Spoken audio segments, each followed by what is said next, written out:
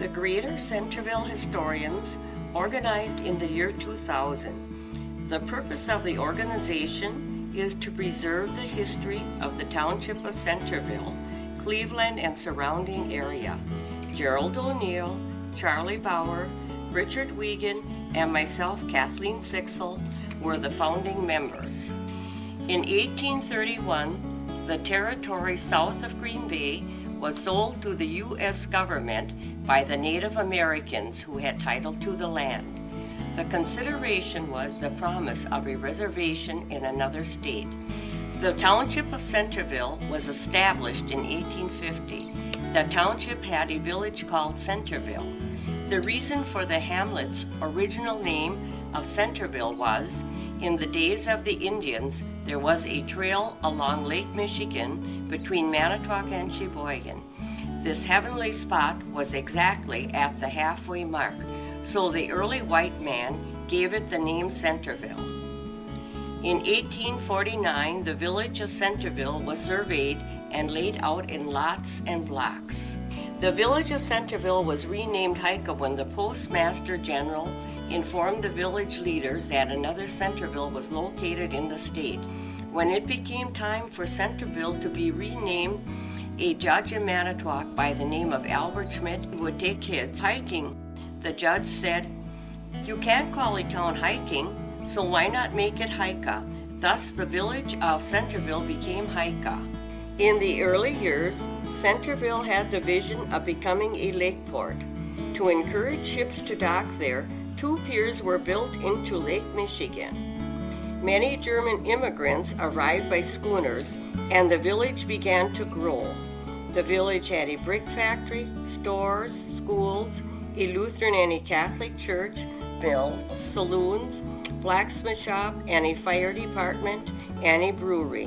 When the brewery was built, the settlement began to flourish. But when fire destroyed the brewery, the largest industry, there was no longer a need for the harbor facilities. So ended this chapter of the development of Hika. 2 miles west of Hika, another settlement known as St. Wendel began to grow. It had a Catholic church, a general store with a connected dance hall, and a post office was also located in the complex, a funeral parlor, and at one time a motel. With the clearing of the forest, tilling of the land began. This prompted the exporting of lumber and grains. The farmers of Centerville looked forward to the building of a railway since they had a serious problem transporting their products. In 1873, the Milwaukee, Lakeshore, and Western Railroad was built between the settlements of Hika and St. Wendel and was named Centerville Station. In 1880, Centerville Station was renamed Cleveland after President Grover Cleveland. Cleveland, at that point in time, owes its growth to the fact that the Township of Centerville was a rich farming community, and farmers for miles around would bring products to be shipped by rail or ship.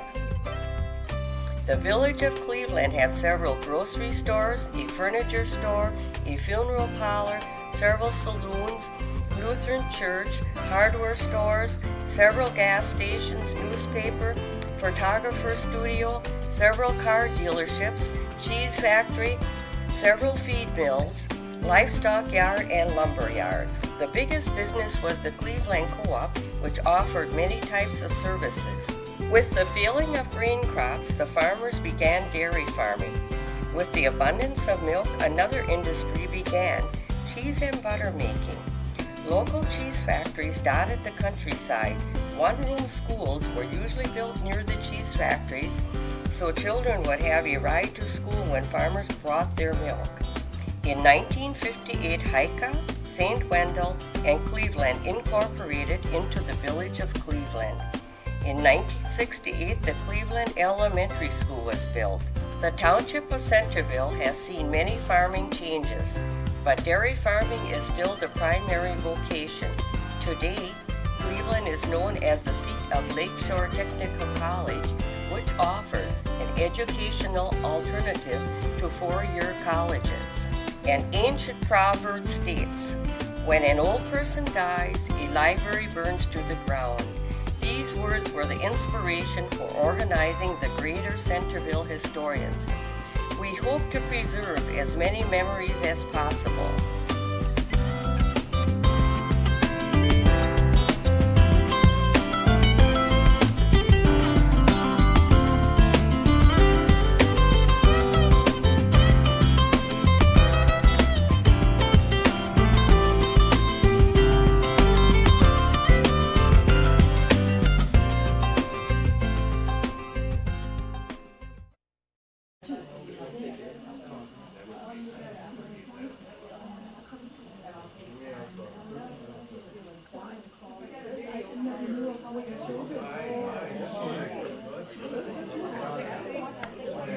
I think many of you know that Frank lost his wife here just a short time ago.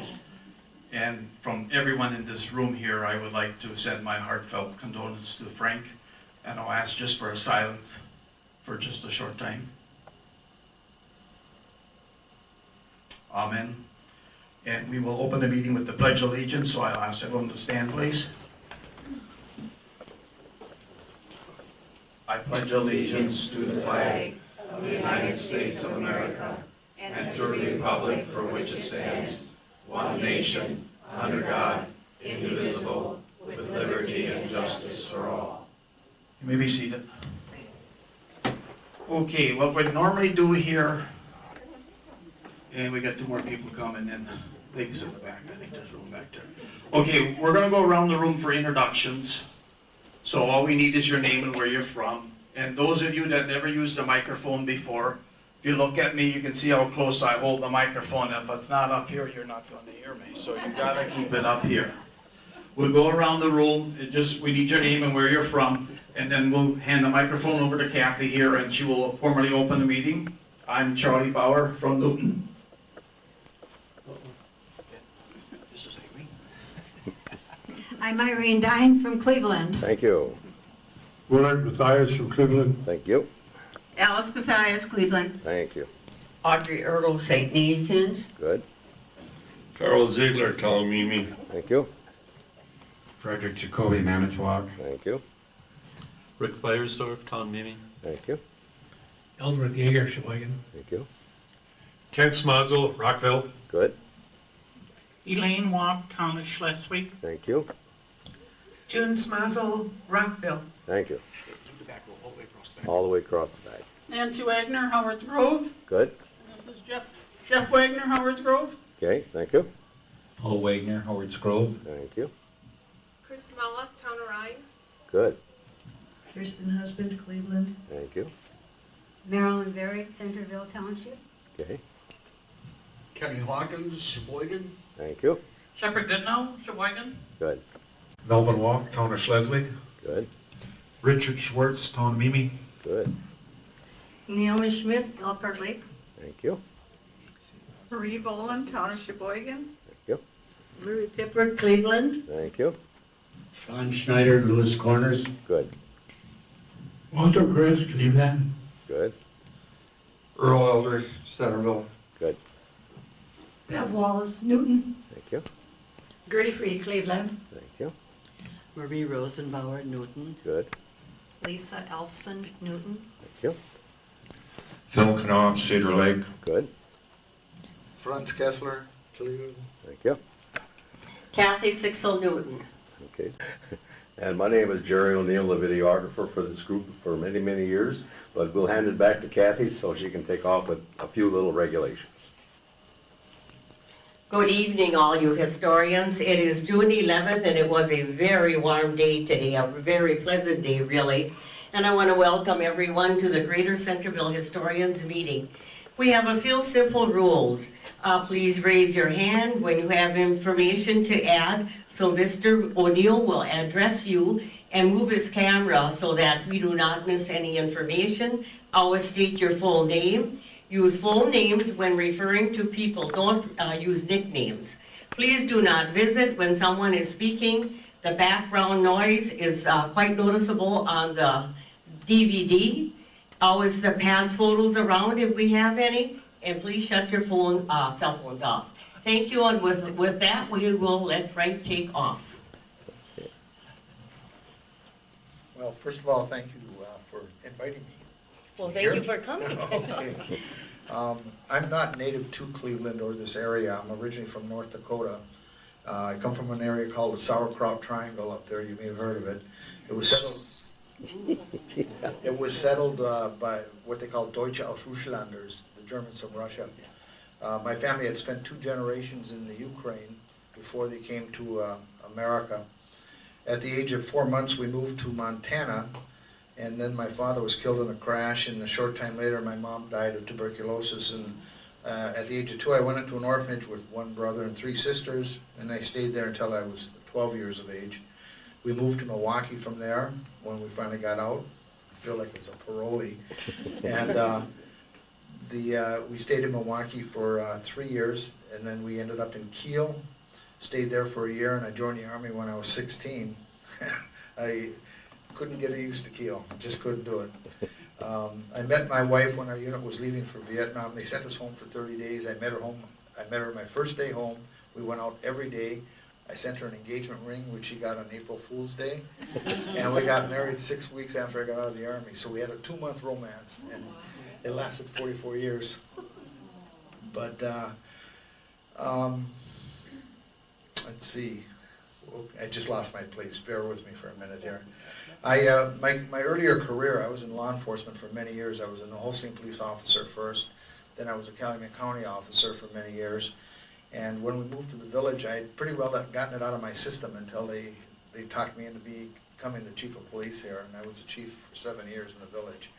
And that's many years ago. They've had 6 chiefs since I was here. But that's my personal background in that. But how I got involved with the German history was very interesting. I went to visit a friend that I was stationed with when I was in the military, who had married a German national and was living in the city of Karlsruhe on the Rhine. And the feeling of being home, we were staying in a little country guest house about 2 miles outside of Karlsruhe, and the feeling of being home was just phenomenal. I remember I used to smoke in those days, and I opened this big window so I could hang out and have a cigarette. And it was not quite light. It was that gray in the morning. And I saw this vision on this country road of these German soldiers marching with coats that went down to the bottom of their shoes, rifles that were over 6 feet long. There were officers riding on horses. There were horses pulling caissons and cannons. And the memory was just so vivid. It was like I was really seeing it. And I didn't think anything about it until about 6 years later when I found out that my family, all of them, lived within the 25-mile radius of where I was. And it made the hair stand up on the back of my neck because it was like a genetic imprinted memory or something. And that's what got me going. And once I found out that my family came from the Karlsruhe area, I sent out 150 letters to Dashes and Kessler, so it was my mother's maiden name and my father's name. And we sent 150 letters out, a copy of our family tree, which was not very comprehensive. It went back 3 generations only. And the response was phenomenal. I got 125 responses back, including copies of their family trees. The letters were sent in French, German, and English. It included my family tree, a self-addressed envelope, and an international postal coupon for each one.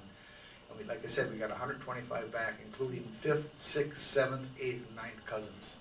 And they were able to plug our family tree completely into theirs. In fact, I solved one of their problems. Nobody could go back beyond 1648 on their family trees. And being an ex-cop, I said, what could have happened in history that there wouldn't be any history before 1648? Duh. The war ended in 1647. The southern Rhine district had been decimated. 90 to 95% of the population was gone or dead. The land had gone feral. It was just wild country. And what had happened is when the war was finally over, the 30-year war was over, the nobility recruited people from Switzerland to come up and re-homestead and resettle the southern Rhine district. That's why they couldn't find a history in the southern Rhine district. I went to Basel, Switzerland, and I found what would be my 7th great-grandfather's birth record. And from there it was easy. I have my Kessler name back to 1182 now. And it included about 24 trips to Germany and to Austria and Switzerland, because my name actually originates near Heidelberg, near Innsbruck in Austria. And there's a valley there, and our name was, at that time, it was von Kessel, which means from the valley. It has no bearing on nobility whatsoever. But when nobility started to claim von as part of their title, commoners like me, we had to change our names. We couldn't use von anymore, so they added ER to the end, which also means from in German. So Kessler became our name, Kessler. Somewhere that last E disappeared, and our family stayed there until 1527 when the Bavarians invaded, trying to take control of the Tyrolean Pass through the Alps. And they moved to Switzerland, and they lived in Switzerland until 1648, and then into the Rhine. Then they fled Germany in 1805 when Napoleon's armies come crashing through the southern Rhine district, and they homesteaded at the request, or at the invitation of Catherine the Great, to settle the Ukraine, which had just been won from the Turks and the Tartars in a quite lengthy war. And the reason for it was Catherine the Great, who was she was the Tsarina of Russia, was not Russian. She was a German princess from Mecklenburg-Schwerin in northern Germany. And she knew that the Russians weren't worth a pinch of you-know-what. So she recruited for Germans to settle the Ukraine because she knew that the Germans would defend her homeland. And they did, until her great-grandson, Alexander III, tried to rescind the rights of those Germans and make Russians out of them. And that's when they all, like Sheboygan's got a chapter of the American Historical Society of Germans from Russia. They fled because they were trying to Russify them, and it didn't work. But that's how I got my family. If you've ever been in my guest house, you'll see bricks. There's bricks and things that are into the hearth of the fireplace. One of them includes the cathedral in Seltz, Russia, which my fourth great-grandfather helped build. And through a Lutheran minister, I got a brick from a Catholic church that the Russians had used as a POW camp or a building, and then they'd use it as a pigsty for keeping pigs and that, anything with religion, whether you were Catholic, Lutheran, whatever, the Russians, the Bolsheviks, just desecrated completely. And but at least I've got a little part of that in my guest house, along with part of I have pieces of the Dresden Cathedral, of the Dormant Castle, of the Berlin Wall.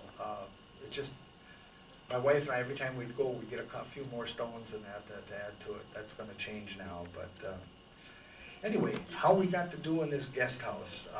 About 20 years ago, I had this neat idea about buying a guest house in the Black Forest and running it for Americans and Canadians going to Germany on holiday that were a little leery of the German because they were afraid of not being able to communicate. And we started looking, and we found 3 that we were very interested in. And I made the decision that we were going to buy this one. And when we were getting ready to go back over, our oldest daughter shows up with her husband and starts referring to me as Uma and Upa. I knew my wife was never going to leave. She was never going to go there because she was Austrian and Swedish. So, but so that kind of put things on the back burner. And about 10 years later, I still had this. I wanted a guest house. So what we decided to do, it took about a year to convince her, was that we would copy the one that we were going to buy, and that's what that building is. It's a little different in that there's a full bathroom in every guest room, whereas the one in Germany had one bathroom upstairs and one down. You stood in line with a towel on your shoulder if you wanted to perhaps have a shower in the morning, and the same thing for the use of the toilet then. And then the lower level was a barn there. They had cows and pigs and chickens and sheep in there, and they provided most of the food for the guest house. But that's what I wanted. I wanted that old world thing.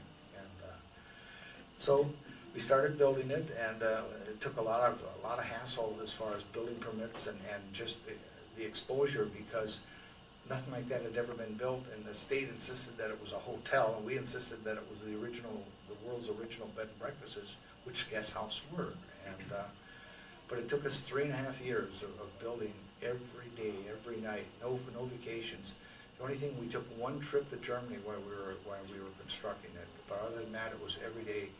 We had people from 13 countries help building it, from all but 3 states, all the provinces of Canada, over the time, just friends and relatives, and anybody who worked on it had to sign a stud. So buried in the wall, there's probably about 500 signatures with their little words of wit and that. In fact, there's a slide with the stud there. You see that one? Can you read that? That was my brother Ray. He had been working on it for over a year with me, and he absolutely refused to sign the stud. And that particular day, I said, Ray, you're not leaving until you sign the stud. So I gave him a magic marker, and he stormed off, and he came back. He says, I signed your damn stud. Can I go home now? So I watched him drive over. He was on his motorcycle. I watched him pass over the interstate, and that's the last time I ever saw him. He died a week later of a massive heart attack. He was in his 40s. And I pulled that stud out, and that's a piece I like to show to people because it's very special to me. But I still get a little choked up when I see it, especially now with my wife who was dying last week. But like I said, we worked on it. It took 3.5 years. We finally put there. In fact, if you want to start putting some of those slides up now, the ones for the construction. What we did first is we built a garage first because we had to have a place to secure our tools and that. And it's a 6-car garage, and it was absolutely full of lumber and tools when we were done. But unfortunately, the way things are in America lately, if it's exposed, it's going to disappear. It's going to grow feet in the lock. So once the garage was up and sealed, then we started on the actual construction of the unit. That gives you an idea how big that garage is.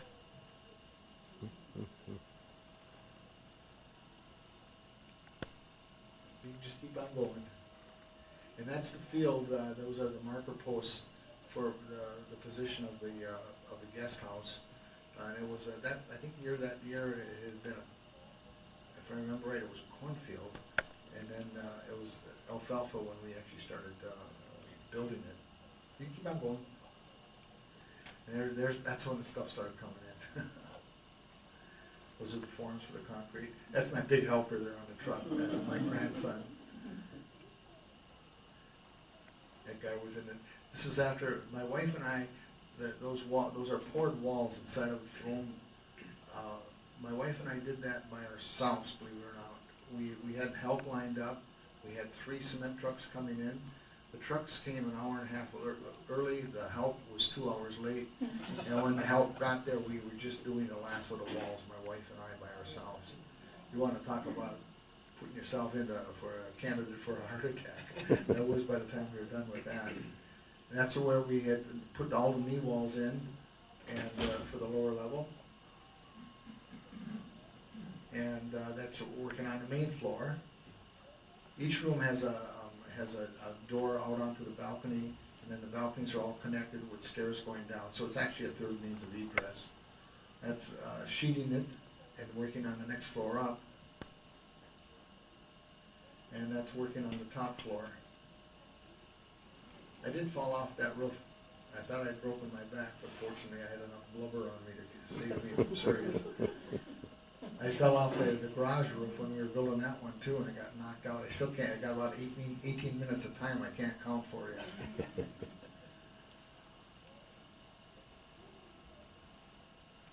You gotta remember, this is a bunch of bumbles doing this. This wasn't a contractor up there building it. But by the way, I wanted to build this. Have you ever heard the term folk work? It's half timber, the old way they used to build in Germany. I wanted to build it that way, and I was denied it because it wasn't proven architecturally. Even though with the State Planning Commission, I told them, I said, can you show me a wood frame house in America that's 500 years old? And they said, no. I said, I can, in Germany. They said, I can show you them that are 1,000 years old and they're still standing. But I couldn't do it. I had to build conventional stick and then give it a facade inside and out to make it look like it was half timbered. There, now you can see it. The balconies weren't finished yet. The decks were on, but there was no handrails or anything yet. And winter. Oh, God, I hate winter. But it's better here than in North Dakota and Montana. Only way to get that sheetrock in on the second floor was with a boom. We used 2 semis of sheetrock. And I had to build a level platform out of timbers in order to put the scaffolding to work on the roof on this side. I felt like an old-time railroad engineer trying to build a trestle with that thing.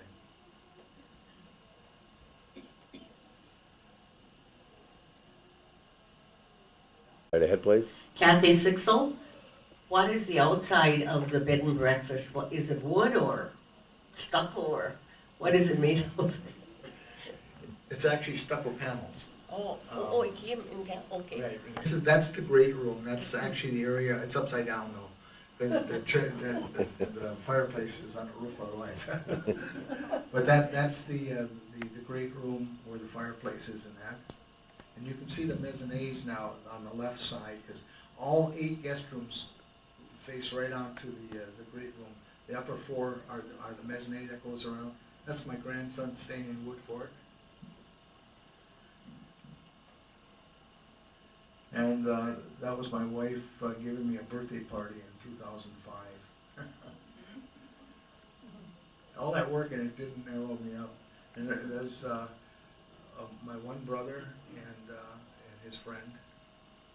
They were regular helpers for me. Now we also built all the furniture for the guest house. We copied the Rhine Valley style from the 1850s. The beds seem quite high, but if you look at them, if you stop by, they're actually lowered almost 12 inches in the beds that I copied, because in southern Germany, you actually use a ladder to get up into the bed. But there was a reason for it. They had 9-foot ceilings, and they didn't have central heat, so the higher you got in a room, the warmer it was in the wintertime. And that was the reason for it. That's a couple from Washington that came and spent 3 months back in '06 helping us. They as soon as they heard that my wife was terminal, they came and they're staying. That's a camper that's sitting by us. They came and they've been here for 5 weeks now, and they're getting ready to head back to Washington State. But they're good friends. There was a picture of me up there. I had 3-inch icicles hanging on my nose, on my mustache, and I don't know what happened to them now. My wife used to tease me all the time about it. I was putting in the soffits on that.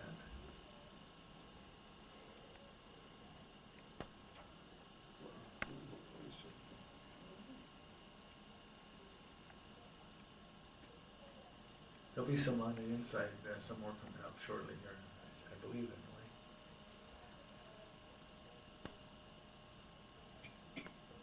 There's working on the inside. That's a stairwell going down to the main floor from the second floor on the residence side. Our residence side has 5 bedrooms, 3 bathrooms, a family room, a dining room, and a kitchen. The guest side has 8 guest rooms, the great room, and a big mezzanine on the north end. That's my son helping. He worked pretty good when he'd come. That's a little patio we put in the back with a burning raised burning pit in that. And you see all the coats of arms up there? Those are all the different states and the different kingdoms that my family lived in, from starting with Tyrol in Austria and ending up with in Baden, the Black Forest in Germany. I hand painted all of those. The detail on those, I'm very proud of them. And the upper ones represent the countries: France, the Alsace region, Austria, Germany, Switzerland, and then Sweden for my wife. And then the one on the second lower of the right, the checkerboard one, that's actually the Croatian coat of arms, because Croatia was part of Austria at that time. Wintertime, yuck. And we find, I don't know if you guys remember that sign, we put them up all over. That one just says now open, but on each side of there it is. Yes, we're finally open. Because people wanted to know what the heck we were doing for so long, you know. And but yes, we're finally open, one on each side. And that's the great room, the staircase going up to the mezzanine. And that's my gang at the time, my grandchildren. That was my Bah Humbug Christmas hat. I wore it every year. And after that, we had 5 more additions for grandchildren. That's the fireplace in the great room. The swords up on the wall are Prussian from the 1870s. They're sabers, cavalry sabers. The coat of arms above it is from the Habsburgs from Vienna. That is actually, it's an 80-pound cast iron part taken off of a building in Vienna that was owned by the Habsburgs. And I did get from a Habsburg who lives in Florida now. And then the Pickelhaube on the right is that pointy helmet. That's Prussian from the 1870s. And on the face it says, Mit Gott fährt König und Vaterland, with God for king and country. Yeah, that's when we were starting to set the stones and that we had gotten so far. I thought I had these in better order, but... And there's my wife cleaning the coat of arms up there. She was just praying it wouldn't drop because it's 80 pounds of cast iron. And that's my wife and I, her and her dirndl, and me and my Wunderhosen and my potbelly, and the kid really liked that dirndl. These are the kids for one of the parades. We're getting them ready because we'd have that little float all the time giving out candy, which my grandkids love. And there's me and my Pickelhaube.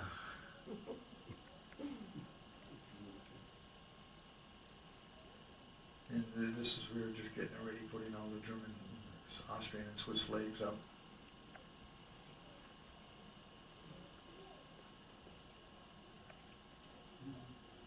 I don't know if you guys remember, one year I had a big, it was like a big mug stein, could hold about 1.5 gallons of beer.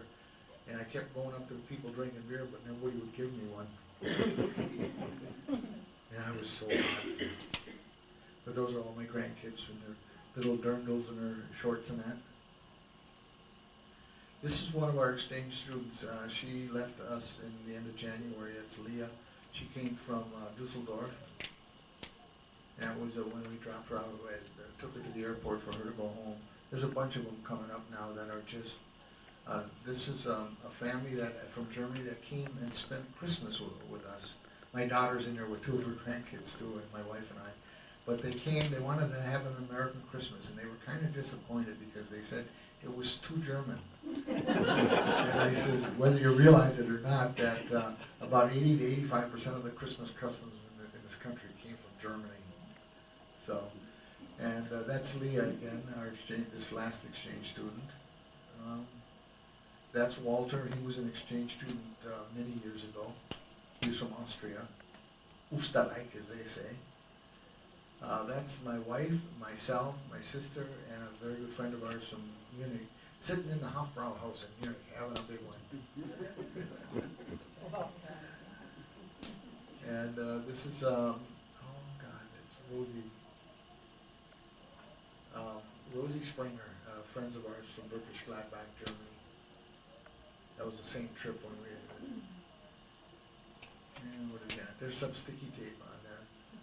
That's just same. That's David, the little guy there. He became our exchange student about 6 years after that. And that was our first exchange student, Matthias. An interesting side note with him. Matthias was a very quiet man a young man when we first got him. And I should have never unlocked the Pandora's box because he became very vocal. And one day he says, Frank, he says, you talk funny, then you talk German. He says, you have bad American accent. And I said, Matthias, I want you to repeat exactly what I say. This, that, and the other thing. And he cocks that little crouch chin up and he goes, this, that, and the other thing. I said, don't talk about my accent. But that reminds me of a good, nice, clean German joke. There's a young, in Germany it's mandatory that every male has to serve either 1 year in the military or 1 year in social services. And this young guy decides to join the Kriegsmarine, which is the Navy, the German Navy. And his first night by himself, he's assigned to lighthouse duty up in the Baltic, a little peninsula land up there. And it's a stormy, stormy night, and he's all by himself. All of a sudden he gets a mayday call, over the radio. And it's an American ship captain, and he's yelling, Mayday, Mayday, we're taking on water and we're sinking, we're sinking. The young German says nothing. And the captain comes back, he says, can anyone hear us? We're sinking, we're sinking. very quietly, the German comes back on. He says, "Yeah, and what are you thinking about?" I love German ethnic jokes. They're so great. But, oh, that's my twins, my grandchildren, helping us mud some walls up down in the lower level. We have a nice banquet hall down there now. And that's Leah. I drafted her into helping us paint. She's painting. And another one of my grandsons is painting. And that's Christmas in the great room. And the picture doesn't show it, but my wife, absolutely crazy with the Christmas decorations and that. And we usually have about a 12 to 14 foot Christmas tree. I mean, you walk in there and it hits you like a wall, the Christmas stuff does. That's the last one. That's it? Okay, I'm going to pass these around if anybody wants to. We maintain guest books for our guests, and we ask them to sign it. We take their picture, and we call it our Rogues Gallery. And most of our guests are in there. There's a few that, I don't know if they were shacking up or something, where you don't want their pictures taken. But the majority of them are just people that just love it. In fact, the first book we got, it says Gasthaus, and it's written, it was a young lady, well, she was about 40, and she was from Hamburg, Germany, and she happened to see the place, and she wanted to stay there. We weren't even open, but she wanted to stay there. She stayed there. She was our first guest. And she says, "Oh my God, I'm on the romantic road." Have you ever heard the term romantic road in Germany? It's the old Roman border between what was called the German barbarian tribes and the Roman Empire. And there was the road, there was actually a wall, like Herod's Wall in England, and then every like half a kilometer there would be a small fort with like 12 or 14 Roman legionnaires. And the Latin translation of Roman road, in English it looks very similar to romantic, it's romantic. And that's where the term romantic road comes from. And that's the stereotype Germany that you see with the half-timbered houses and that. But if you want to pass these, just keep passing them. And that'll clear your nostrils out. That's because you're sitting right under the speaker. Oh, we should put you in a different chair. We wouldn't have that problem. But I'll pass these around if you can just take one each if you want. But I'm just trying to think. I'm not running out. I kind of lost my place here. If I could ask a question in the interim here. Certainly. Dimensional wise, would you be able to give us the width and length and height of everything? It's 3 stories, with the lower one being what they call a half story. Okay. It's a full basement underneath, but when you stand and look out the windows, the bottom of the windows is by your belly. Okay. But the dimensions are 54 by 55 feet. So if you go times 3, that's the number of square foot. It's about 8,000 square feet. Wow. And it has 2 full heating systems, one for the guest side. Each room has its own individual heating besides that. And then our residence, which is the back half, has 5 bedrooms, 3 bathrooms, and its own heat and air conditioning also. Oh, very nice. But does anybody have any questions?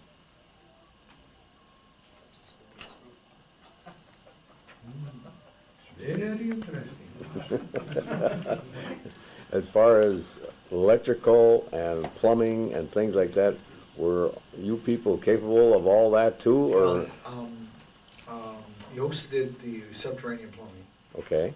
I did all the finished plumbing. I did 100% of the electrical myself. Wow. I did all of the heating, air conditioning for the rooms. The central heating, air conditioning was done by Yost though. So, and it just, this wasn't my first endeavor. I built my older daughter's home. Okay. You saw what we did to the Herman's house that we had bought across from Bondi's. We put a big addition on the back and then a big 4-car garage, and so I'm very, very versed in building, putting up buildings and that. I'd like a little more description on the location of that house across from Bondi's.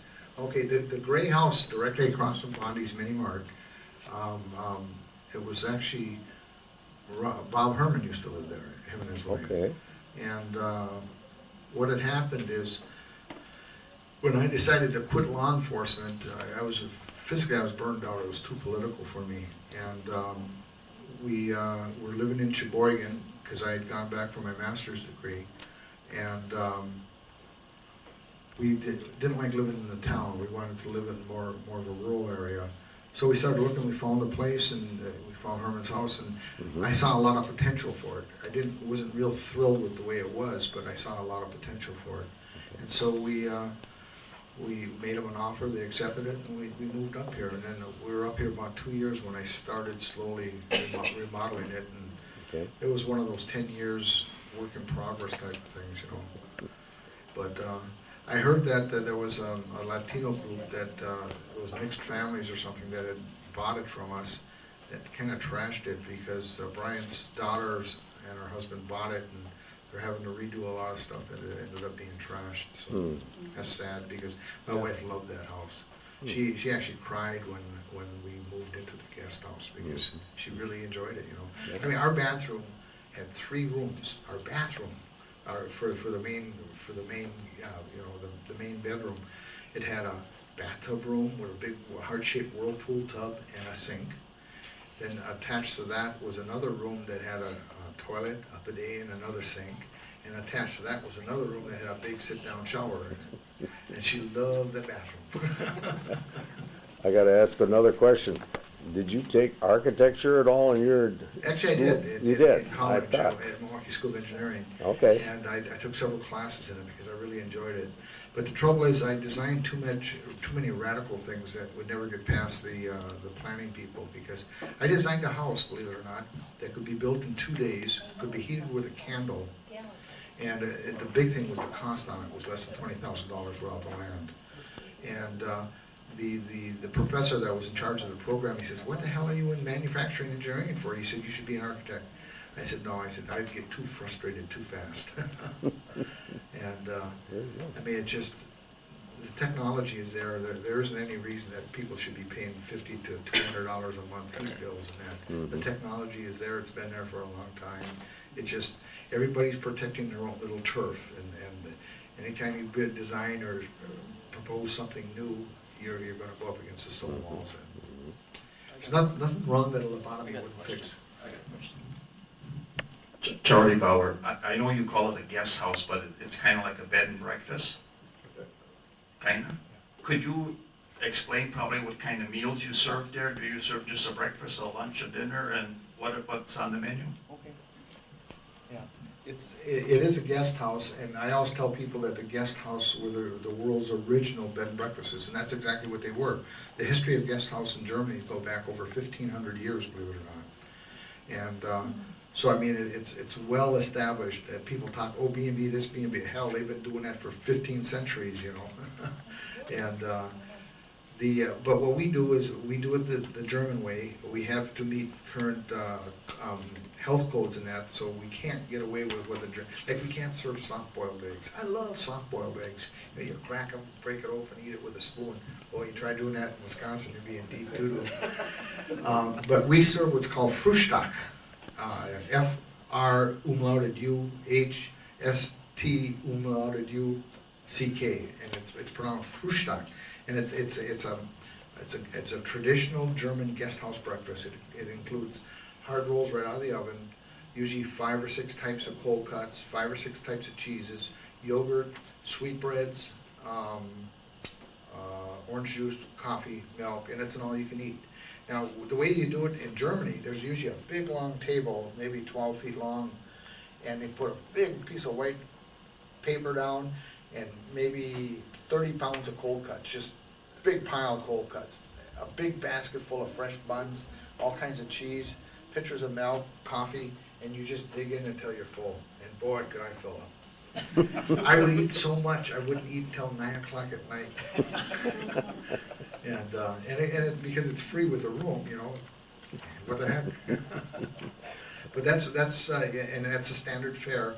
We do not serve any other meals because we don't have a license to serve. The Frühstück is considered a prepackaged meal in that we're not cooking anything, except for the buns coming out of the oven. But those are sealed. You can't.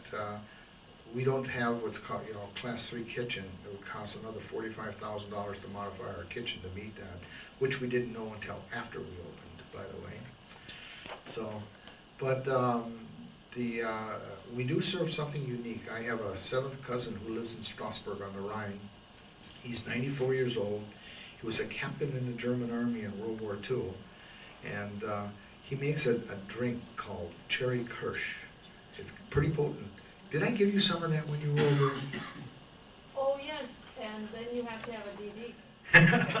And in Strasbourg and that, what they do is they put it in a wide, almost like a teacup, and then they take sugar cubes and dip it in and eat the sugar cubes. Oh. And I said, that's not how you're supposed to that. And they were shocked the first time I took a big jigger, and but I just got 6 bottles. So they may be the last because unfortunately my cousin died 3 weeks ago. I just got the notice. But his son, who's a master brewer at a beer brewery, we're hoping that he'll pick up the trade of making this Cherry Kirsch. So. But if you've ever stayed there, you've had it. And with one of them, you can walk on water. And with 2 of them, you don't have to worry about it because the seas open up for you. It's really good stuff. I'm not a drinker, but I do enjoy it. I have another question, sir. Jerry O'Neill. Different types of beers and so forth. Do you have lagers, I guess you call it? Oh, we don't serve any alcohol. No alcohol. For sale or anything. Yeah. One thing that I do want to do is in my genealogy, I was able to find a big batch of records on my great grandfather, and I found his recipe for making it's a dark ale, and if things go right, I would like to try brewing it. If it would, I can make it and I can give it to the guests. I just can't sell it, and I wouldn't be doing it to sell it. I would be doing it to create the environment for it. Sure. So we'll see. I'm going to go a step further up as far as desserts and cakes and bakery. Do you handle that type of thing also? Well, we have sweetbreads that we serve with the Frühstück. They're usually things like raisin bread and banana bread, some sweet muffins, that type of stuff. Mm-hmm. We're really not allowed to cook that, though. That's the problem. So we found there's 3 bakeries that we deal a lot with that we get most of our stuff from now. Okay. So. Okay. Very good. Thank you. You would like to introduce yourself? Go right ahead, please. I'm Mary Tooley, better known in Centerville as Russ Tooley's wife. Okay. And we live up on LS, a few houses south of X. And I really believe in historic preservation. I was on Milwaukee's Historic Preservation Commission for 28 years. And I wasn't a fancy representative. They had slotted positions, and I was the citizen, which means I didn't know much, but I represented the ordinary person on Milwaukee's Historic Preservation Commission. And the one thing that I learned was that you have to love the place you live. And this is going to be very emotional for me. What Frank and Kay have done there is our history now being made. And of course we love the past. Of course we do. It makes us who we are. But we have to love the present too, because what we're living now is going to be history. And my husband and I want this place to stay there. We really want this, Frank. You know we feel this way, you know that. And when we have family members come, and my husband and I are both native Wisconsin people, but everybody left. And when they come and visit, we put them up there. And we haven't had one family member or one friend who hasn't fallen in love with what Frank and Kay have done over there. And this needs to stay in Cleveland, Wisconsin, because it's part of the future of this community. And if we don't get behind this, and if we don't work together to make this happen, and take every opportunity we have to make sure that it works, it would be very sad. In fact, I would use the word a tragedy if we lose this fantastic German guest house. And we all have family, and we all have friends. And it doesn't take too much to talk up something which, I have to tell you, is the biggest bargain in the whole wide world. It really is. And we wish you the best of luck to keep this wonderful, wonderful resource in our community. And if you haven't been there, you got to walk through the front door. What this family did is amazing. And history is happening right now, and it's happening there. So thank you very much. Okay, we got a young lady who'd like to introduce herself. Go right ahead, please. I'm Allison Mathias, and we can see what a beautiful place that is. I was just wondering, what type of advertising do you have to do? Okay. That we're in such a little burg, and how do people know about you? And that was my failing, the advertising. I was a firm believer that when you built the perfect mousetrap, that the people were going to beat a path to your door. And we had people in the village that we were open for 3 years. They didn't have the faintest idea what that facility was. They finally have started coming in. But the biggest problem is we've used so much of our resources up that in order to do an effective advertising, the funds just aren't available. And that's what it is. You know, we advertise at the German Fest in Milwaukee. There are people that I'm affiliated with that have booths set up there, and they put our literature out, and they'll talk us up. And we're trying different things, like the lower level. I don't know if you've ever been in our lower level. We now have a banquet hall down there with 2 full bathrooms now. We are adding the outside door so you can go right from the parking lot without going through the guest house and down the stairs, because we did lose several bookings on that because they were concerned about elderly people navigating the stairs, and this will eliminate that. And we know if we get people to walk through it, whether they're guests at a reunion or a banquet or some family thing, that's what's going to key the interest, because I put on a big spiel of, I talk with a fake German accent, and you will come, you will enjoy, or else we have these, maybe you enjoy it. And they love it, it just, we're chock full of German antiques. I've got a waffle iron that was made in the 1840s, cast iron. On one side, it's potato waffles, the recipe in German. On the other side, it's conventional waffles. I have a coffee grinder that dates from 1860. Friends of mine in Germany, they know I'm looking. They say, well, when we go in the cellar, we'll find some stuff and we'll bring it over the next time we come. And every time they come to visit, they bring a few more antiques. And my wife and I can, from in Cologne, I can tell you where what they call antique markt is, within a 25-mile radius, because we've been to every one of them several times. And a real good source for us for German antiques, believe it or not, is St. Vincent de Paul, Goodwill, Bethesda.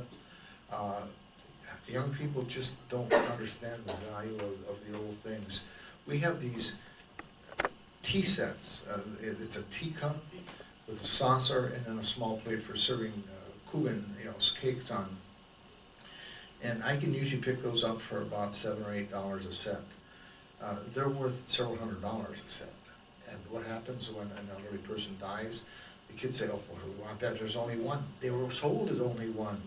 They would have a woman in her dowry might have 5 different sets of these, and they didn't match. But it was a treasure in itself, just those 3 pieces. And I love them when I find them, and I grab them up right away. I collect the portraits. They're called noblewoman portrait plates. They're plates with the paintings of the noblewoman on them. I've got several of them in there. When I first started buying them, I could pick them up for $3. Now they're up to about $100 a piece. I've got steins and mugs from Germany, Switzerland, Austria, the Alsace region of France. I have one stein that's worth over $1,000.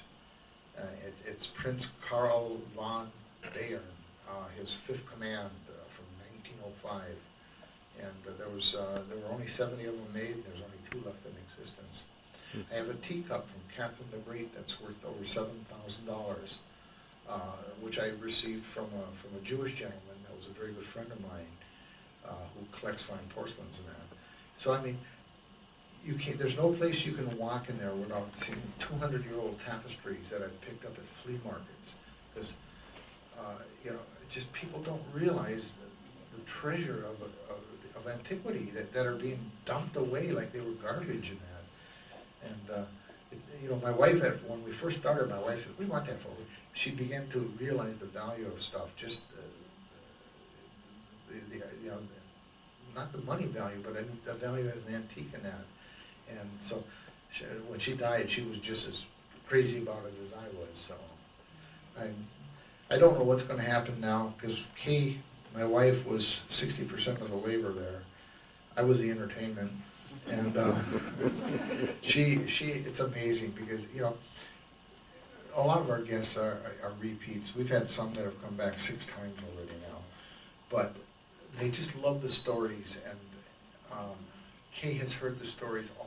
And I'll start telling a story, and I'll look out at her at the corner of my eye, and she'd roll her eyeballs back, but she wouldn't say anything, and she would smile, and we'd tell the stories. And it just, I mean, some are slightly fabricated, but most of them are based on truths. I mean, it just, I'll give you an example. In Alsace, which is right on the Rhine in the city of Strasbourg, this Raymond Kessler that I talked about, the one who made the Cherry Kirsch, he was recovering because he had been wounded very badly at the Battle of Stalingrad. He was in the hospital for 1.5 years. And his wife and his mother were alone at home when the American troops came through there. Now, my father was in the 101st Airborne Division, as was his brother Pius, and I wasn't aware of it until well after I got my genealogy established, that they knew where the family came from. And that branch had lived in Strasbourg, which is right on the Rhine, and it's a little ways south of Karlsruhe by the Black Forest. And when they got to the town, they asked the locals, and they were speaking Slavish Deutsch, which is the German that my family spoke, because that part of Germany at one time was called Swabishland. In fact, I'll lay odds that a big portion of the people here are Slavish Deutsch. Have you ever heard the term Swabian? Because if you have, that's Slavish Deutsch, and that included Baden, Württemberg, northern Switzerland, western Austria, southern Bavaria, the Alsace-Lorraine region of Germany, and going north as far as Heidelberg. And I just lost my chain of thought. What they kept asking people where the Kesslers lived, and they finally, somebody told them, and they knocked on the door. Now, they were in combat gear in that, and it gives me chills when I think about it. The elderly woman answered the door, and she was very frightened because there was these 2 American soldiers there, and they started talking to her in Slavish Deutsch, and they said that their names were Kessler, and they were looking for a family here, and they were able to determine that they were distant cousins. I think to them they were, let's see, he was my 7th, it would be a 5th cousin, and they hadn't had any food in several days already, and they gave, my uncle and my father gave them all the sea rations they had. They told them that they would try and come back because they were getting ready to cross the Rhine at that point, and that they gave them a small American flag, which they told to put up over their doorway, because the Free French were coming behind the Americans, and the Free French are a breed in themselves. They were extremely cruel. I mean, sometimes they made the Nazis look like pussycats. And but with the American flag there, they wouldn't mess with them. But my father and his brother never made it back. I mean, they survived the war, but they never made it back there. And the people assumed that they had been killed. And when I was talking to my cousin Raymond about this, his wife started crying. She was the young woman. So. Okay. Okay, it's almost 7:30 and it's our custom here, we'll take a break, so you're allowed to visit with each other and then come up with any questions, and I'll call you back when we're ready to start again. Thank you. The one thing I realize is how bad my own mom used to swear. Yes, I made us do my kinder. Nicht mehr der Scheißkopf. Kein Scheiß, der Eselkopf. Die haben mir nicht gute people. My God, never, what the hell are you doing now? I mean, he used to swear at me all the time. I never do that. Made him feel better Well, my dad had a big band. He used to book against Lawrence Welk. Lawrence Welk, by the way, is my first cousin. There was two, and they got a big fight over it. They were, I think Lawrence Welk was 17 and my dad was 16 at that time. And I mean, the Welk family was our neighbors in Basel, Switzerland, in the southern Rhine, in Ukraine, and in North Dakota. 500 years they were our neighbors. Wow. So, I bet you I've documented 20 cases of Kessler's marrying Welks. Cool. Okay, we got this proud gentleman here, and he's outfitted all the way here. I didn't wear my Bunderhosen though. What was that other word? Bunderhosen. What does that mean? It's leather pants that go down just below the knees with laces on it. Yes. I have a pair, but it's like wearing sweatpants. It's very hot. Do you do any slap dancing at all? No, my two grandsons are really good at it. Oh, really? Oh, yeah. And aren't your suspenders, don't they have the floor on of the grill? Edelweiss. Edelweiss, yeah. Ah, okay. Well, you sure looked the part, I'll tell you. Thank you so much. Sehr gut. My wife, she was diagnosed with phase 4 pancreatic cancer, and she died 6 weeks and 1 day later. And she was such a vibrant, active person. I mean, And it is a delicious breakfast, and the building inside is just unbelievably beautiful, just simply beautiful. And I think way back there. Okay, Are you working now? I'm working. Okay. Kirsten husband, Cleveland. Thank you. I just wanted to say, 2 years ago we had my mother's memorial there, and it was fabulous. So he does happy things and sad things, but does them beautifully, both. But my question was, as an innkeeper, you must surely have some funny stories about guests. Do you have anybody memorable, good, bad, or ugly, you'd like to tell us about? Franz Kessler. Thank you. We had a young couple from the West Coast that were here on a honeymoon, and they were large, very large people. And he was, the way he explained it to me, he was feeling very amorous. And his wife was on the bed, and he was in the bathroom, and he came flying out of the bathroom, dove up onto the very high beds, and commenced to shattering both sideboards, and went right onto the floor. They used their luggage to prop it up that night. And the next morning, he comes down with his hat in hand, and he says, we have a problem. And they wanted to pay to replace it. And I said, no. I said, people have been requesting a room with 2 single beds, so we just pulled the big queen out of there. We put 2 singles in. But he has since been back 3 times, and that's a standard joke when he comes in. Going to break any beds this time? But we've, about 7-8 weeks ago, we had a couple from Jordan here.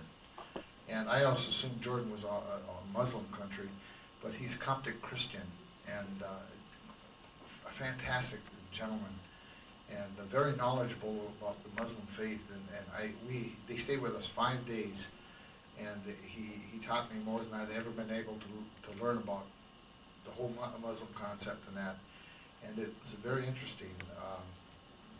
Muhammad isn't who they say he is. Believe me. But at any rate, I did want to add one thing. How do I say this? Oh, we were talking before. Lawrence Welk, everybody here knows Lawrence Welk. Good. He's my 5th cousin. Really? Yeah. And his family and our family were neighbors for 500 years, both first in Switzerland, then in the Black Forest region, and then in Ukraine, and then in North Dakota, in Strasburg, North Dakota. My father used to have a band. He used to book against Lawrence Walk back in the late 40s. And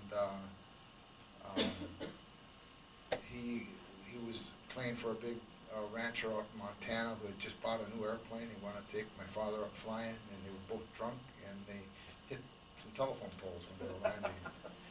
And that's how I ended up an orphan. Oh, God. But my father and Lawrence Walk used to have fights over my mom when they were teenagers, because Lawrence Walk liked my mom, and my father obviously liked my mom.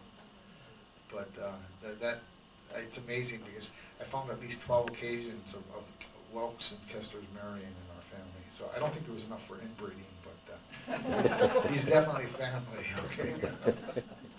But, one thing I wanted to do, like I said, my wife died last week.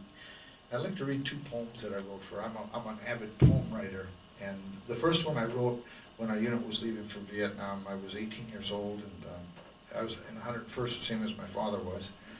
And I met my wife my first day home for the 30 days, and I wrote this poem. It says, "When dusk arrives, I'm thinking of you, of love so strong, so true. And on this bed in which I lie, thinking of you, I want to cry. For you're the one who owns my heart. Why, dear God, must we part? A war's on, they all say, so my love I'd go away. But fear not miles, though long they are, for love is strong and reaches far. And rest assured this will be true, I will return and marry you." Whoa. Very wonderful. Oh, great. Very nice. We got married 6 weeks after I was discharged. And then I wrote this one a few days before she died. And if I start bawling, I'll quit, okay? But it's very emotional. It says, "For 46 years you've been the light of my life. For 44 years. My soulmate, my wife. Is it wrong to want to hold on to your mate? Is it wrong to ask why? Death cannot wait. The soft kiss of her lips I will feel no more. The hollow emptiness burns through to my core. The regret of time wasted that can't be replaced, now only the memories of her lovely face. Whew. The warmth of her body lying next to me, now only a memory. How can this be? An empty house, a cold, lonely bed. The last goodbyes have softly been said. The smell of her essence, so wonderfully sweet, gone forever, her passionate heat. The sound of her voice, so caring, so soft, now quiet forever. No solace to be sought. As I face the darkness of what is tomorrow, it's hard to imagine the depth of my sorrow.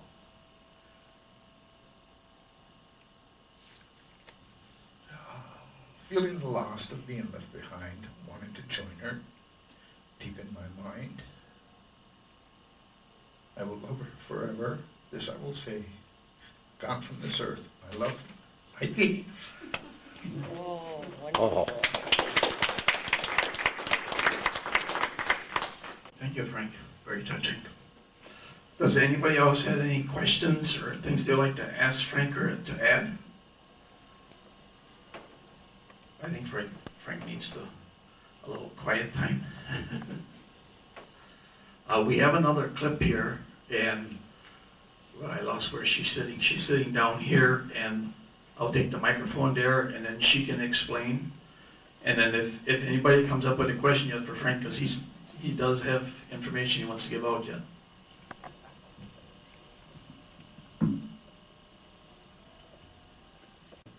Naomi Schmidt. Thank you.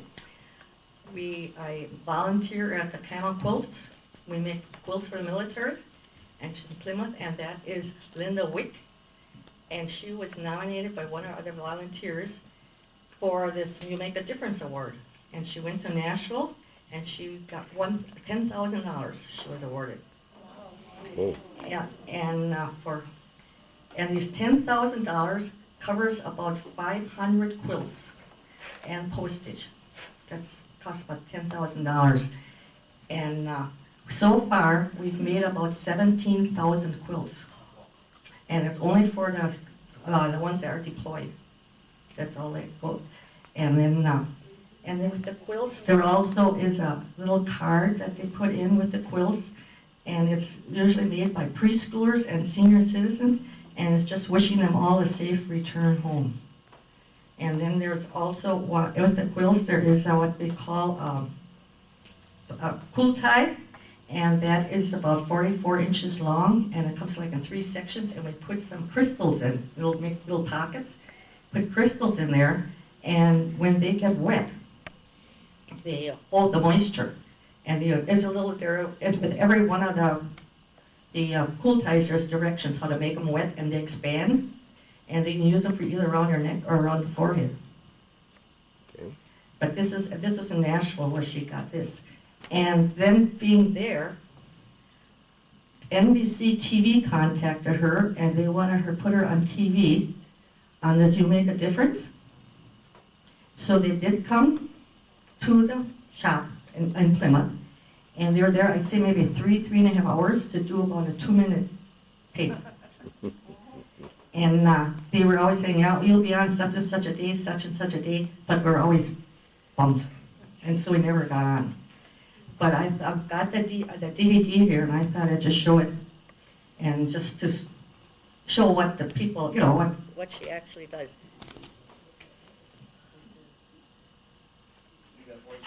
Okay, okay. Yeah, and so it wasn't on TV, but I'll show it tonight.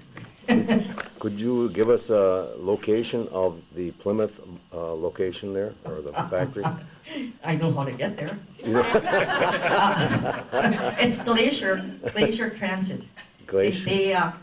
They're giving us part of their warehouse free of charge. Okay, And that's where we do the quilting. okay, very good.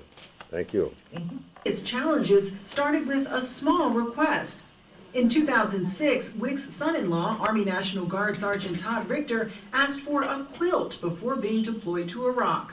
Didn't seem like a big project at first. All Richter wanted was something small, light, and camouflage. Did this do the job? It did more than the job. It was perfect. So perfect, his fellow soldiers wanted their very own quilts. Once the requests started coming in, they never stopped, turning Wick's one-woman operation into the Camo Quilts Project. Today, in the small town of Plymouth, Wisconsin, population 8,200, dozens of rotating volunteers work full-time with military precision, cutting, pinning, sewing, and steaming. Donations pay for the quilts, which cost $25 a piece. Wick gives them all away for free and never turns down a request. This is just a thank you for them. Stitch by stitch, the group has put together more than 12,000 quilts, but the demand is so overwhelming at any given time, there's a 2-month wait. Many volunteers have no ties to the military. For others, the project hits close to home.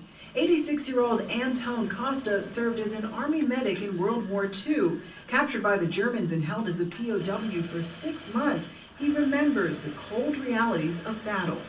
I think this is something I wish I had. But these quilts also provide a touch of home. It makes the long cold nights a little bit shorter and a whole lot warmer. I get a lot of emails from soldiers, the troops in general, saying that it was the first time that they slept good in a long time. It's just very, very touching. A simple gift stitched with love. Mara Schiavocampo, NBC News, Plymouth, Wisconsin.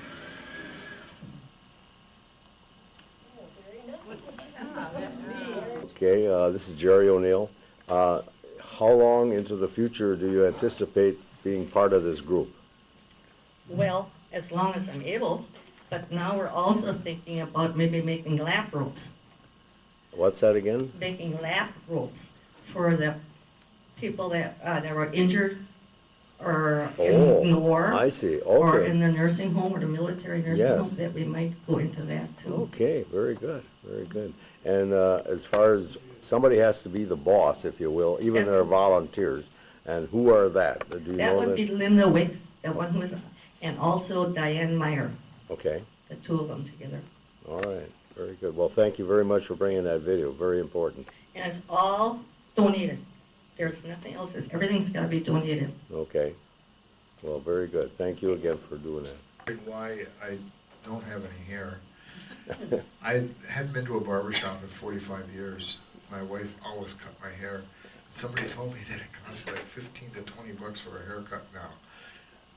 What was going to happen? I went out on the south deck, I thought I had gotten rid of it until I went and I looked in the mirror with a little mirror and I had streak here and streak here and over here. But after some harassing from some of my grandsons and that, we finally got rid of it.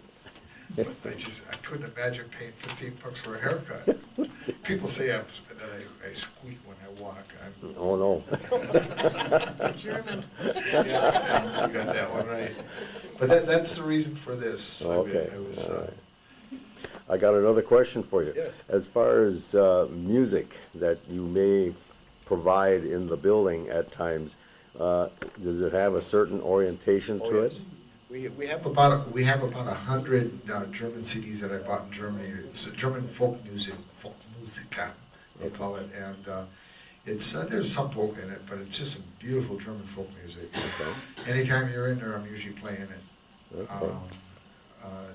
If we have guests that are into it, I just give them the snack and say, you pick out what you want and put it on the CD player. Okay. Because, but one of the best CDs I got, it's actually German marching songs, believe it or not. Man, those guys know how to do marching songs. I mean, when I was in the Army, the marching songs were not too cool. You couldn't even say them in mixed company. But theirs are really unique. So, but what they're doing with the GIs, man, that's just fantastic. When I came back to the States from Vietnam, we flew in from Saigon to LAX, and we got in about 3:30 in the morning, and I was stumbling up these stairs because I was so sleep deprived by that point. And this young woman, she hung a big goober on me and started screaming at me, calling me a baby killer. Wow. Different war, different time. Yeah. Yes, it is. Yes, it is. Right. The Korean vets got the shaft too. Korea and Vietnam really got the shaft. World War II were well earned, well respected, and what's going on now, well respected. But it wasn't that way for us, I guess. I learned to hate hippies after that. I used to love it when I was a county cop, and I saw somebody that looked like a hippie. Boy, I came down with them on them like a ton of bricks. You usually can find a few tokes in their pocket and throw them in jail. Well, speaking of you being, you were an officer or something here. I'm sorry if I Yeah, I was the chief of police in the village here. Could you tell us a little bit about your experiences here? We had moved here, and we were living here about 3 months when we bought Bob Herman's house, and it was kind of comical because one day most of the village board showed up at the house. And I said, okay, what's wrong? Why are you here? And they said, we understand that you're a police officer, and we'd like you to consider being the chief of police. And I laughed, and I said, what do you need a chief of police for? You don't even have a police department. And they said, well, we've got a squad car. It was about 8 years old with 250,000 miles on it. But I just flat out turned them down, and I said, okay, I'll tell you what, I'll give you 32 hours a week, but let me hire some part-timers to work with me too, because I was working a full-time job besides that. And I just did it until my pension was vested at 20 years, because 32 hours made me eligible for the state retirement fund, and that accumulated with the years I had full-time law enforcement. Absolutely. And then I recommended that they go to a full-time department, and they've had a full-time department ever since then. They've had some really good, they've had 6 chiefs since I was on, so I guess I'm ancient history. But we've lived in the village for 30 years or thereabout. I'm still a newbie. You're a newbie unless your grandfather was born here. But, You were going to tell us about your... Oh yeah, I picked this up in Bavaria, or as the Germans say, Bayern, and down near Eagle's Nest in Berchtesgaden. And it's an authentic alpine, German alpine hat. And these are made from some kind of alpine goat, and it's the bristles from the goat. I don't know what the purpose of it is, but and all the pins, a lot of the pins are from Germany and Austria, and a lot of them are also from Germanfest in Milwaukee. But it's the custom with these hats to get it covered to the point where you can't see green on it anymore. Then you know you got enough pins. But I'm going to snitch my wife's. My wife had about 8 or 9 pins hidden in her jewelry box, and I found them yesterday, so I want to stick them on there too. But it just, that's, you go to Germany, if you go to Bavaria, especially during Oktoberfest and that, every German's wearing one of these things. So I mean, it's not some American fetish thing that, you know, a German wannabe. It's really part of the German heritage and that. But it's amazing. Have you anybody here ever heard of the Bundeskonstitution that was written after the Germans surrendered in World War II? There's a clause in it. It's called the Auswanderers Clause, the Immigrants Clause. And it's very unique because Germans had been scattered, and plus, you know, Germany lost over 12 million people in World War II. And they wrote this in their constitution in an attempt to bring Germans back to Germany. And what it does is it guarantees you the right to claim German citizenship if you're 51% ethnic German. And most Americans don't realize that. You would have to go to a German consulate and present your paperwork and that, and if they deemed it valid, you could be issued a German passport and you would become a German citizen.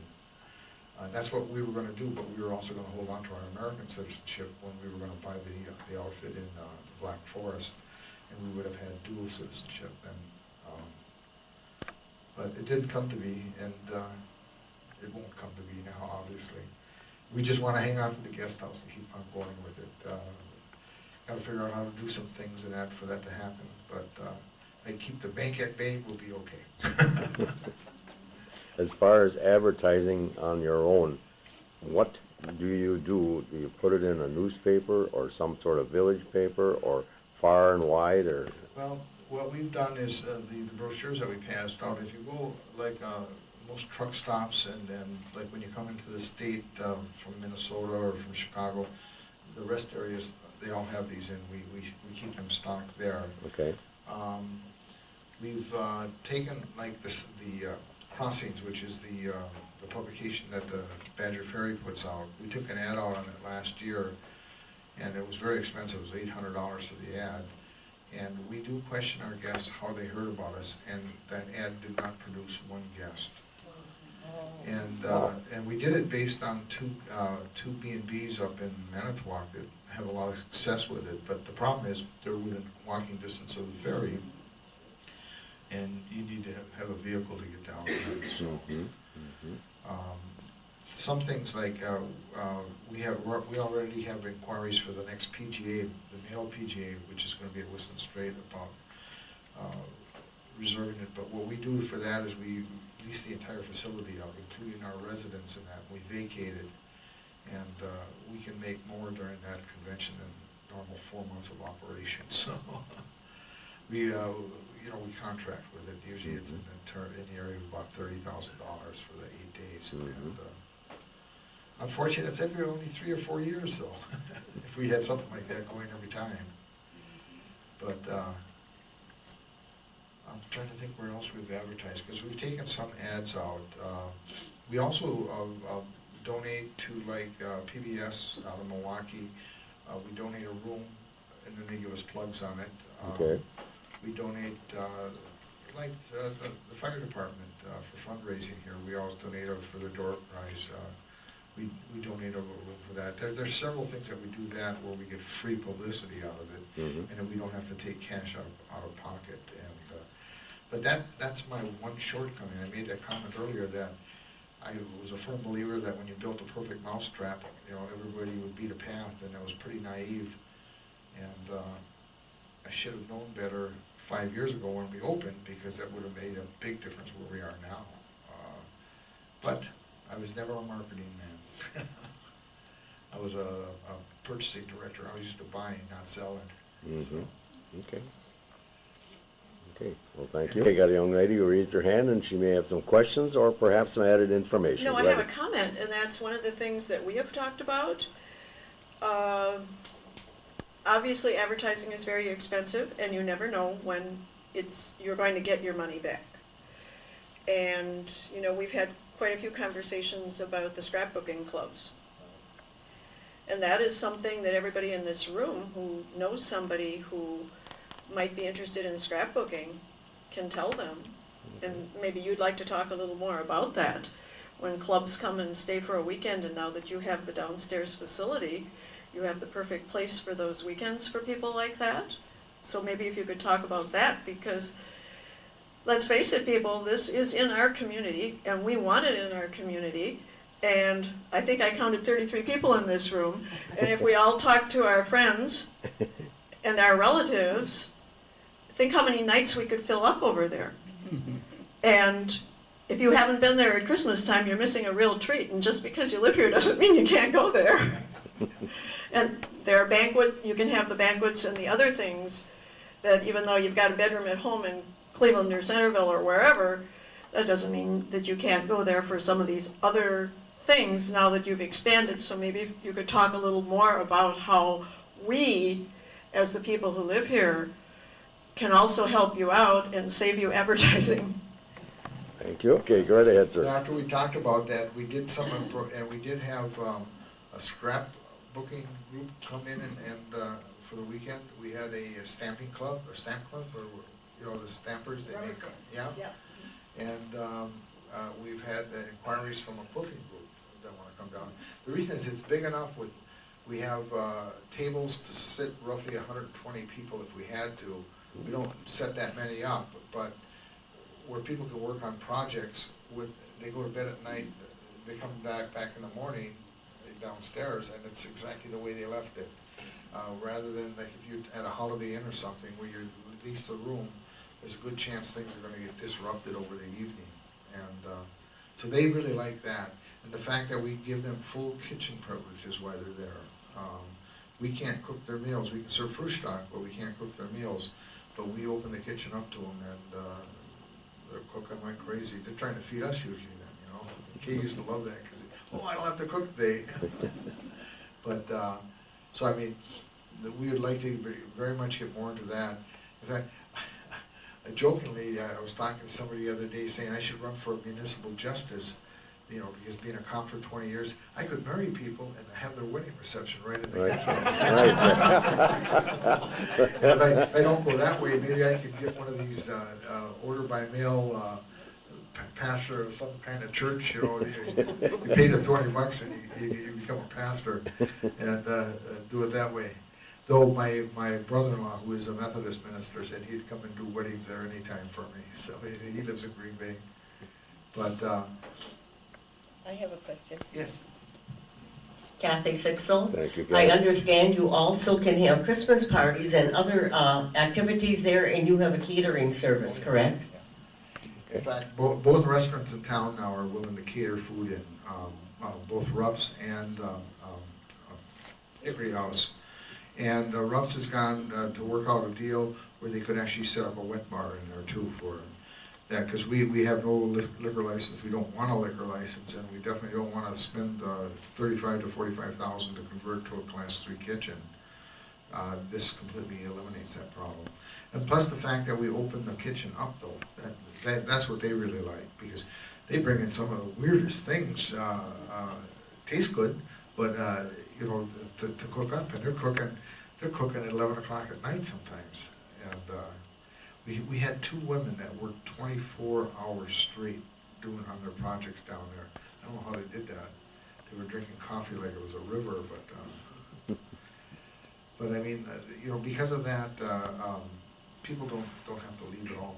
And when we're done now, in a few weeks, we'll have an entrance right from the parking lot level where the stairs won't have to be used to go up or down. You go right in from the parking lot, right through the door into the lower level. So that makes the whole downstairs much more habitable, much more usable. Because we lost at least 5 bookings down there because they were concerned about the hazard of walking up and down the stairs. And even though they're very graceful stairs, we have 15 stairs, which meets the new codes, which is a very comfortable walk up and down. But they were concerned, people with walkers and with canes, that they might run into a problem and trip. And the new outside door will completely eliminate that. So. Okay, very good. Thank you. I have a question. Go right ahead, thank you, Kathy. Kathy Sixel, do you have a handicap entrance into the top? Yeah, I don't know if anybody here has gone over there. We have a 76-foot ramp. It switchbacks twice, and it's very comfortable. It meets completely state ADA codes and that. We have one guest room that's fully ADA compliant, roll-in shower, where you can roll right into the shower with a wheelchair if you want. The toilets are raised, the toilet is raised with the grab rails around it. It's completely ADA compliant. The bed is much lower. It's not that bed that comes up to here, it comes about up to here, so. And then all the downstairs rooms are what they call ADA compliant in the sense that they're user-friendly. Like downstairs does not have bathtubs, it has showers only. Upstairs has bathtubs with showers, because in order to be handicap-friendly, you can't have a bathtub, because a bathtub by nature is just not handicap-friendly, so. Very good. But, I'm trying to think what else. Yes. What is the capacity? Oh, we have 8 guest rooms, but we very often will get a family like well, the last one, it was 2 daughters and a mother. So we rolled out a rollaway. We got a rollaway, and we have a couple of big inflatable air mattresses, and we on occasion put 3 in a room that way. So to accommodate them. So we don't have a problem with that. We don't charge them extra for that either. That's just encourages more business and keeping it friendly and that. Believe me, I'm not out there to gouge anybody. My wife and I, we thoroughly enjoyed being hosts and hostesses. My wife was the straight person and I was the comic, and it's like Jerry Lewis and Dean Martin, after they split up, they just weren't the same anymore. So, but that's it. Thank you. Thank you very much. We have a question way in the back there. Okay, I'll be right there. You got a gentleman in the back here. He'd like to give his name and whatever he'd like to do. Okay, Paul Wagner. You were saying something about groups coming in for the use of your basement in your 8 guest rooms. At what cost is this? Okay, thank you. The downstairs, because we're trying to promote it, we charge $75, and that's it. The guest rooms upstairs, our normal rate for a single night is $90 during the week and $95 on a weekend plus tax. But we do have group rates. If they take all the units, there's a significant discount. If they stay more than 4 days, they get the next day free. So we have several, options available, put it that way, for the rooms and that. And if the group takes 6 rooms upstairs, we don't charge them anything for the banquet hall downstairs. Okay. So there's different incentives to try and get the mix going. And I think for us, the key is going to be this new doorway with the access directly from the parking lot, because that's going to solve all the negative feedback that we've gotten. So, very good. Okay. Good. Thank you very much. American Club, which is in Kohler, and this little cheese menu. I misunderstood the waitress, and she brought me the cheese menu, and I was pleasantly surprised to see the Greenfields, the Big Ed farm-style Gouda, and the Saxton. And the price on the side here, that's per ounce. Pretty neat to see the Saxton cheese in the immigrant room there. That's, you talk about advertising, it just blew me away. I can pass this around and take a look at it. It's pricey.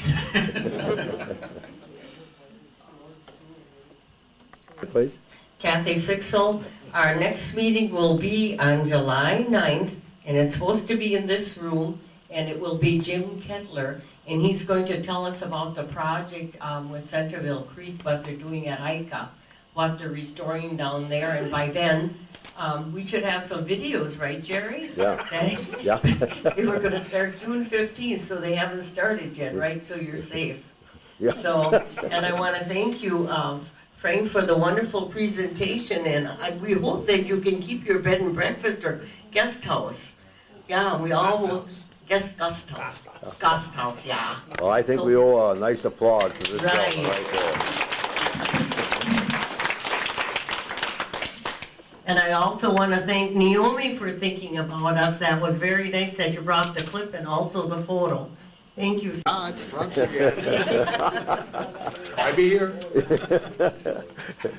Thank you again for all your efforts. Phil Knopf. Thank you. Lisa Elfson, Thank you. Marie Rosendauer, Good. Gertie Free, Thank you. Bev Wallace. Thank you. Earl Eldridge. Thank you. Walter Kress. Good. Kenny Hawkins. Thank you. Marilyn Varick. Thank you. Kirsten Husband. Thank you. Chris Murlock. Good. Paul Wagner, Thank you. and my son Jeffrey. Thank you. Nancy Wagner. Thank you. Jim Smazel. Good. Thank you. Very good. Marie Pippert. But Marie, you gotta take that microphone. Marie Pittsburgh. Thank you, Marie. Marie Mullen. Good. Naomi Schmidt. Thank you. Very good. Richard Schwartz. Thank you. Melvin Walk. Thank you for coming. Elaine Walk. Thank you for coming also. Ken Smazel. Thank you. Ellsworth Yeager. Thanks for coming. Rick Beiersdorf. Thank you, Rick. Carl Ziegler. Thank you, Carl. Audrey Erdl. Thank you, Audrey. Alex Mathias. Thank you, Alice. Willard Mathias. Thank you. Irene Dine. Thanks for coming. Uh-oh. Don't go out in the dark alley, please. Mary Julie. Thank you for coming. And Jerry O'Neill, the videographer. And again, I want to thank everybody for showing up this evening. We had a fantastic crowd. The book of rules. See you next month, everybody. Have a safe journey home. Thank you.